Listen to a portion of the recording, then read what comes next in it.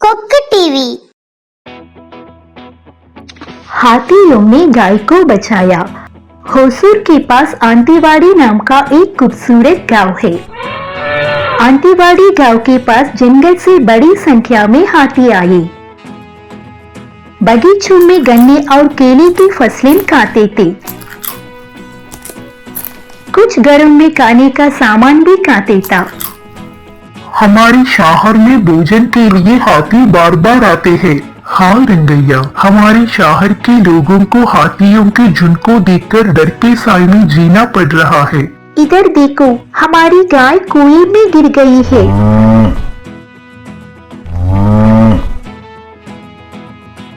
उन्होंने कुएं में गिरी गाय को लाने का प्रयास किया।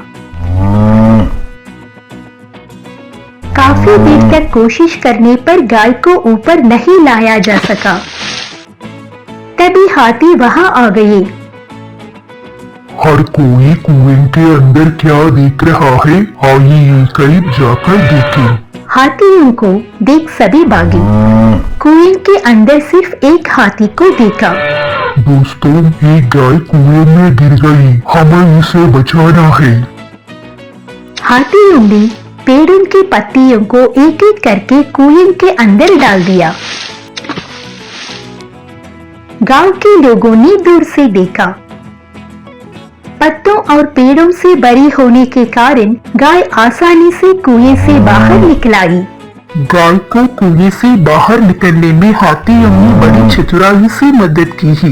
जंगल में खाना नहीं मिलने के कारण हाथी गांव में आ जाते हैं। हाँ, जब हाथियों को जरूरत होगी हम खाना देंगे। कुएं में गोल दीवार ना होने से जानवर गिर जाते हैं, हमारे बच्चे भी गिरेंगे। आइए तुरंत गोल दीवार का निर्माण करें। उन्होंने कुएं के चारों ओर एक दीवार बनाई। इस कहानी से हम जो सीखते हैं वह कोई भी जानवर इंसानों की पीड़ा देने के बारे में नहीं सोचता। वे शहर में तभी आते हैं जब जंगल में खाना या पानी नहीं होता है, इसलिए हम उस समय उनके लिए उपलब्ध भोजन और पानी में मदद कर सकते हैं।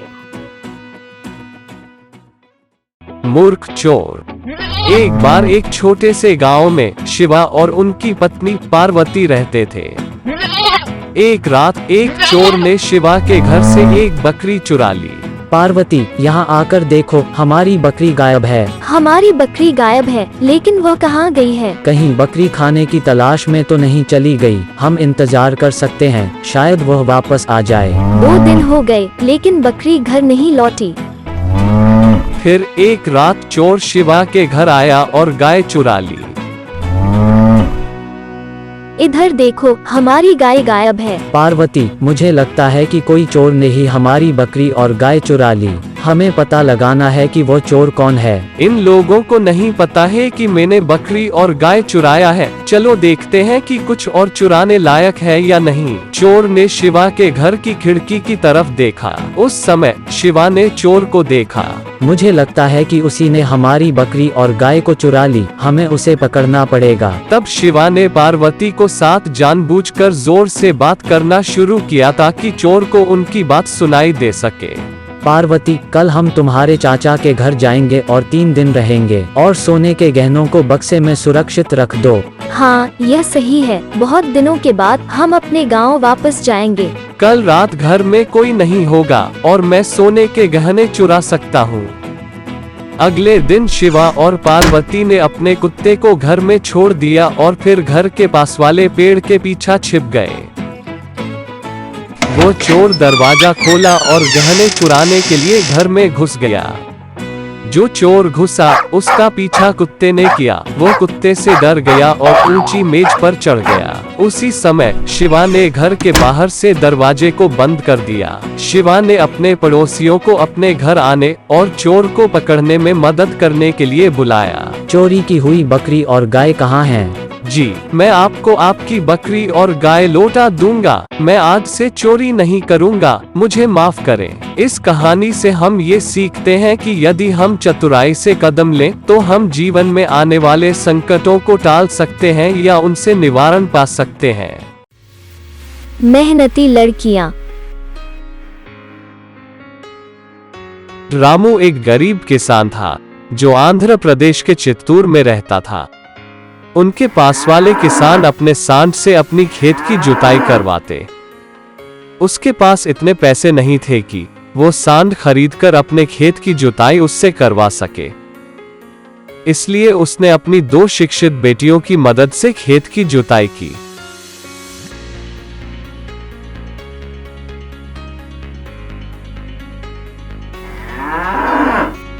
वे दोनों अपने पिता की सहायता करके खुश थे।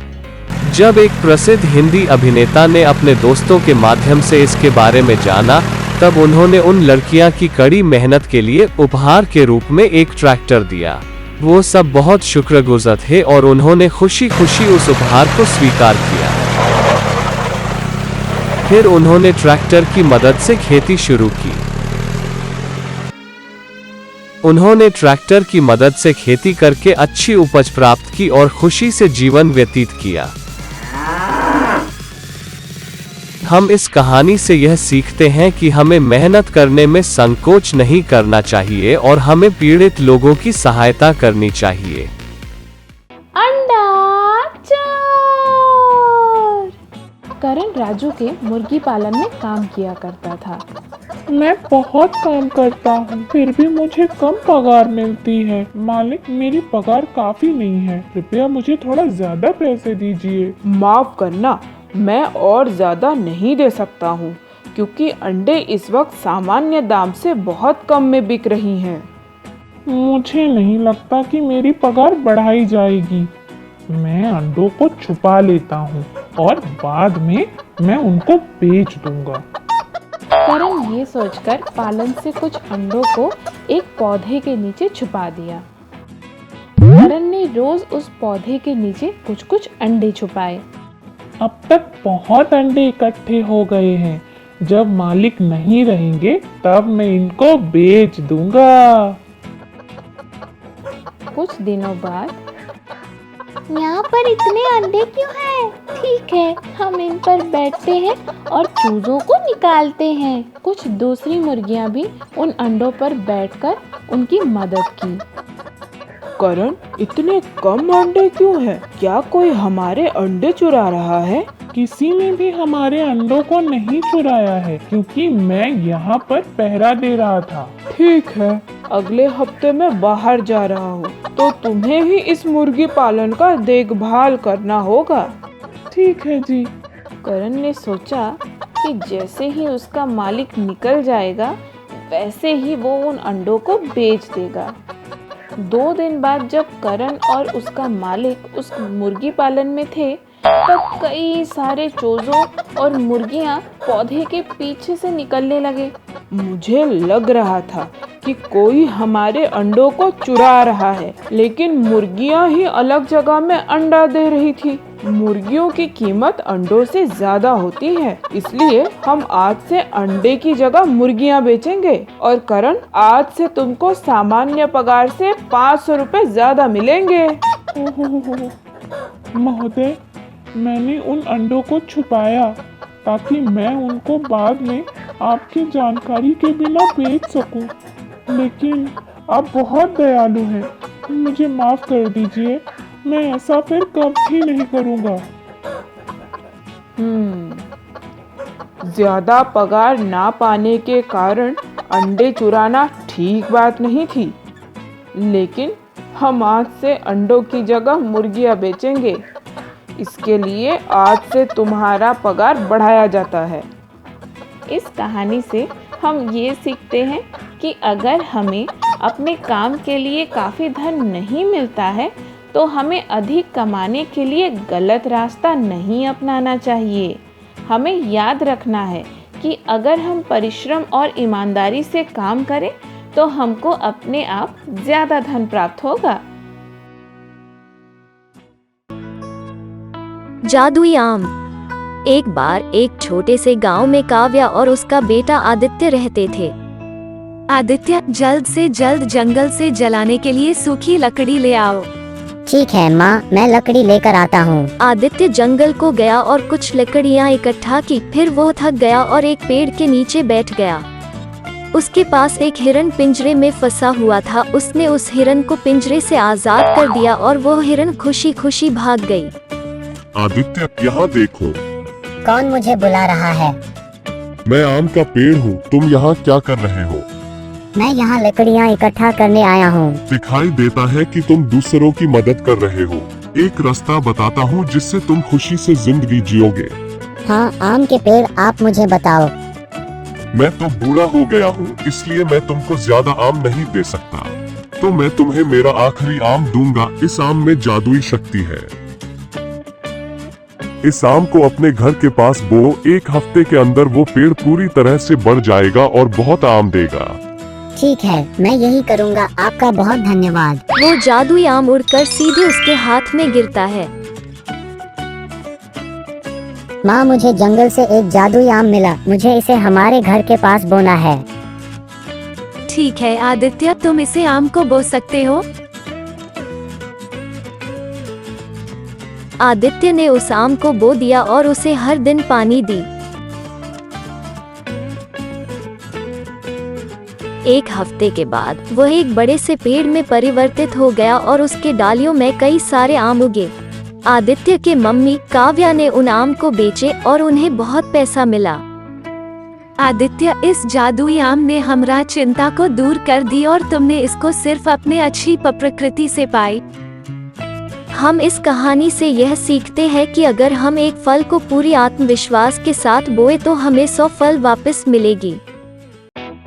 एकता सफलता का मार्ग। मोहन, रोहन और तोशन 3 भाई थे जो एक छोटे से गांव में रहते थे। उनके पिता ने मोहन को जमीन, रोहन को 2 बैल और तोशन को एक कुआं दी। उन भाइयों को कुछ भी लाभ नहीं आता था क्योंकि वह उन सभी चीजों को अलग अलग रखते थे। तीनों भाई पैसों के लिए चिंतित रहते थे। उस वक्त उनके दादाजी वहां आए। तुम तीनों दुखी क्यों दिख रहे हो? दादाजी, मेरे पास सिर्फ जमीन है और मेरे पास सिर्फ एक कुआं है। मेरे पास सिर्फ 2 बैल हैं। अगर जमीन, बैल और कुआं अलग अलग रहे तो कोई फायदा नहीं।